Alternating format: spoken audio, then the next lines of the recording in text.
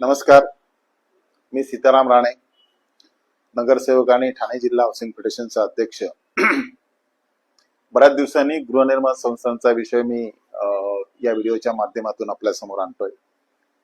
याचं कारण आता बरेच विषय आहेत. ESIR आहे, जनगणना आहे आणि त्याचबरोबर 2 दिवसापूर्वी महाराष्ट्र शासनाने आपण सहकारी गृहनिर्माण संस्थांसाठी जे स्वतंत्र प्रकरण 154B बनवलेलं आहे 2019 साली, त्याची नियमावली नुकतीच मंजूर केलेली आहे.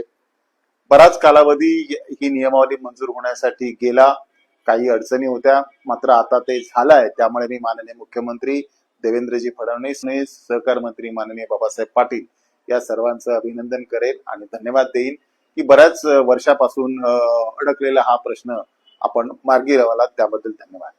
गृहनिर्माण संस्थांसाठी एक चांगली बातमी म्हणायला हरकत नाही, कारण हा जो या नियमामुळे आम्ही जुने जे कायदा होऊन सुद्धा त्याची अंमलबजावणी 100% होत नव्हती. याचं कारण आता रूल झालेले नव्हते.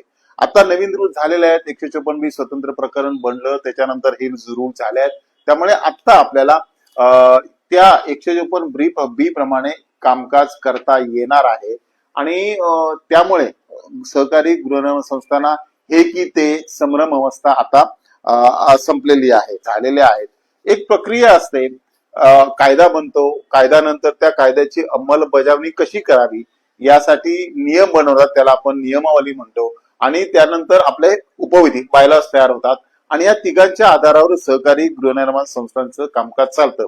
याच्यात जे महत्वाचे बदल झालेले आहेत तेवढेच मी तुम्हाला सांगणार आहे. ते कोऑपरेटिव्ह हाऊसिंग असोसिएशन आणि असोसिएशन ऑफ सोसायटी हे 2 प्रकार आहेत. हे जिल्हास्तरीय आणि लेआउट अशी 2 असोसिएशन. आता आपल्याला असोसिएशन लेआउटला जे असोसिएशन असेल त्याला असोसिएशन नाव द्यावं लागणार आहे. फेडरेशन हे नाव आपल्याला आता या नवीन नियमानुसार वापरता येणार नाही आहे. त्याच्यामुळे लेआउट मध्ये ज्या एक किंवा एकापेक्षा जास्त सोसायटी असतील, पहिले कमीत कमी 5 लागत होते, आता या नवीन नियमानुसार 2 सोसायटी असल्या तरी लेआउट मधलं असोसिएशन आपण तयार करू शकतो. या अगोदर सोसायटी रजिस्टर करताना 2,500 रुपये आपल्याला चार्जेस शासनाला नोंदणी फी भरावी लागत होती. या नवीन नियमानुसार ती सभासदांच्या संख्येवर आधारित ठेवलेली आहे, जी 25 सभासदांपर्यंत 2,500, 26 ते 50 पर्यंत 5,000, 51 ते 250 पर्यंत 7,500 आणि 2,050 पेक्षा जास्त असतील त्यांच्यासाठी 10,000 रुपये. मात्र रिझर्व्ह SC ST कॅटेगरीतली सोसायटी असेल तर त्यांच्यासाठी फक्त 50 रुपये रजिस्ट्रेशन चार्जेस भरावे लागणार आहेत. तात्पुरती मेंबर ही नवीन कायद्यामध्ये कॉन्सेप्ट आली होती. याच्यामुळे ती क्लिअरिटी, तात्पुरत्या सभासदाचं जे प्रोव्हिजनल मेंबर आपण म्हणतो त्याचं काम काय असेल, त्याची नियुक्ती आपल्याला कशा प्रकारे करता येईल याची सर्व माहिती या नवीन नियमामध्ये दिलेली आहे. ज्या मेंबरने आपली नॉमिनी केलेलं आहे आणि मयत झालाय अशा मयत मेंबरने नॉमिनी केलेल्या सभासदाला तात्पुरता मेंबर म्हणून किंवा प्रोव्हिजनल मेंबर म्हणून त्याचं नाव घेता येईल.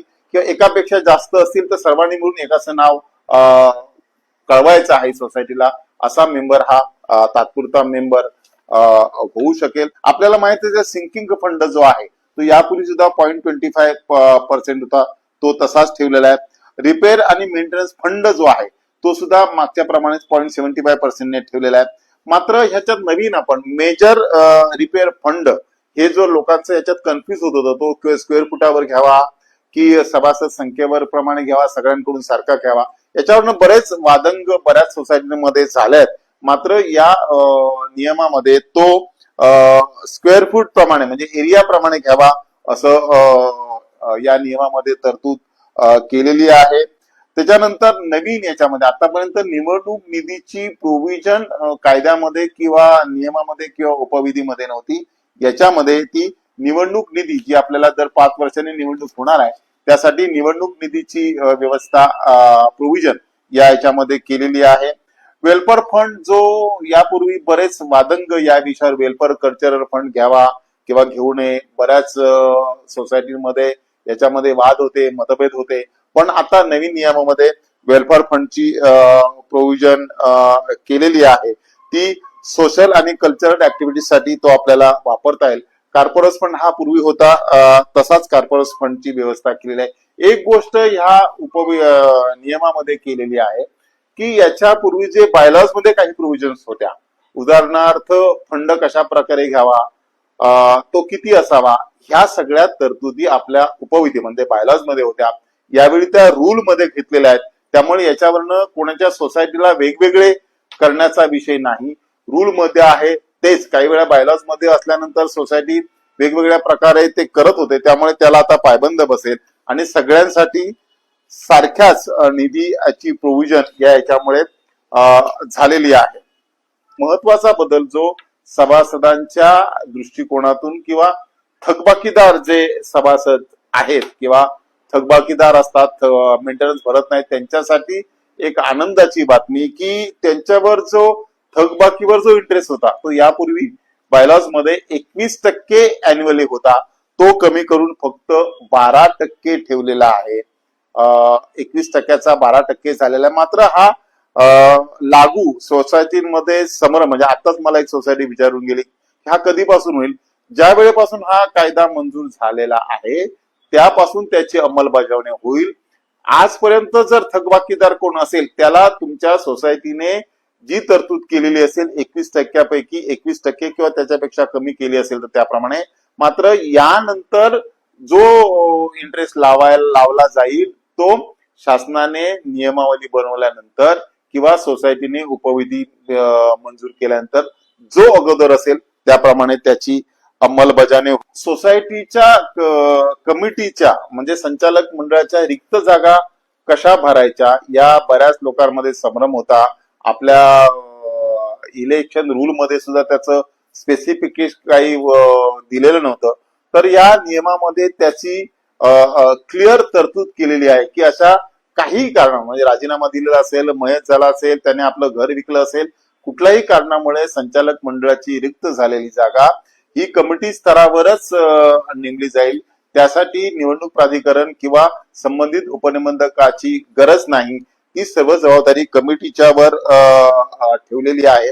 त्यानंतर खर्चाची मर्यादा जी कमिटीची आहे ती बायलॉज मध्ये होती, आपल्याला त्याची मॅक्झिमम 1 लाखापर्यंतची होती, ती वाढून आता 5 लाखापर्यंत सभासदांच्या संख्येनुसार ती केलेली आहे. 25 मेंबरच्या सभासद असतील त्यांच्या 1 लाखापर्यंत, 26 ते 50 असतील त्यांना 2 लाखापर्यंत, 51 ते 100 असतील त्यांना 3 लाखापर्यंत आणि 101 ते 1000 मेंबर पर्यंत 4 लाख आणि 1000 मेंबरच्या पुढे असेल तर 5 लाख वर्षातून एकदा तुम्ही जी टेंडर किंवा प्रक्रिया किंवा खर्च जो कमिटीचे अधिकार आहेत त्याच्या 5 लाखाच्या पुढचं असेल ते जनरल बॉडीला मंजुरीने होईल.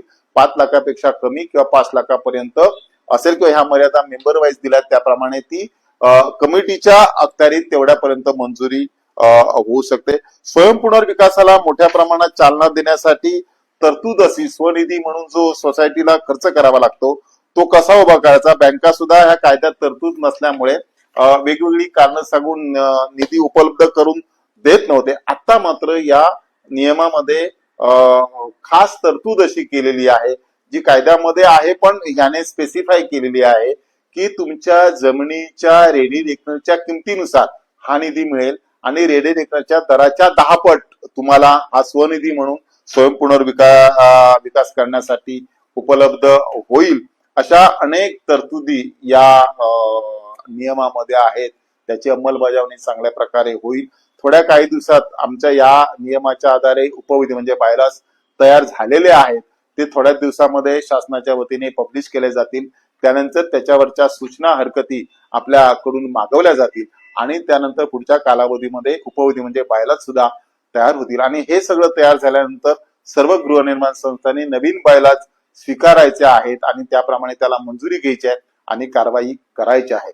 सोसायटीच्या दृष्टिकोनातून हा चांगला विषय आहे. शासनाने उशिरा का होईना पण याबद्दल निर्णय घेतला, त्याबद्दल पुन्हा एकदा मी शासनाचे माननीय मुख्यमंत्री आणि सहकार मंत्र्याचे आभार मानतो आणि गृहनिर्माण संस्थाने विनंती करतो या सर्व नियमाचे पालन आपण काटेकोरपणे करावं. पुन्हा एकदा आपल्या सर्वांचे आभार आणि शुभेच्छा देईन सर्वांना. धन्यवाद.